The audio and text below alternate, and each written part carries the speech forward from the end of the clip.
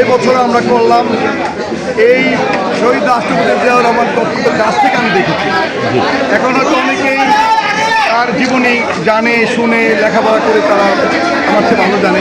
কিন্তু আমি সচক্ষে তার কাছ থেকে তার পাশে 2-3টা প্রোগ্রামে তার সাথে আমি খুব কাছাকাছি বসে আমি তাকে দেখেছি।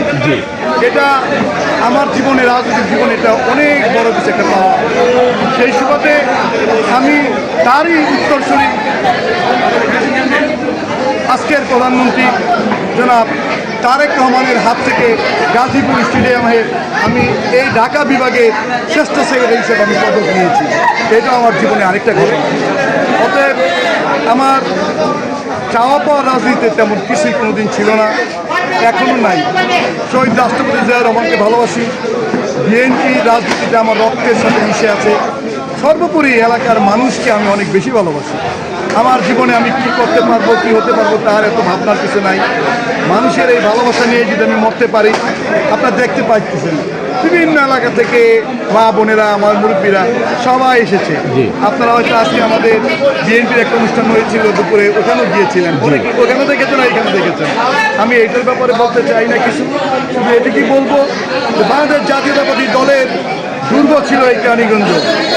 হয়তো খুব বেশি দেরি নাই, আগামী দিনে আবারও এই কেরানীগঞ্জ বাংলাদেশ জাতীয়তাবাদী দলের অত্যন্ত শক্তিশালী একটা দুর্গ হবে।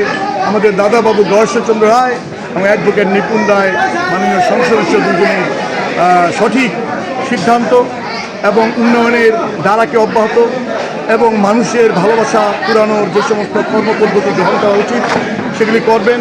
আর আমার বিশ্বাস ওনারা দুইজনই অত্যন্ত দক্ষ মাননীয় সংসদ সদস্য।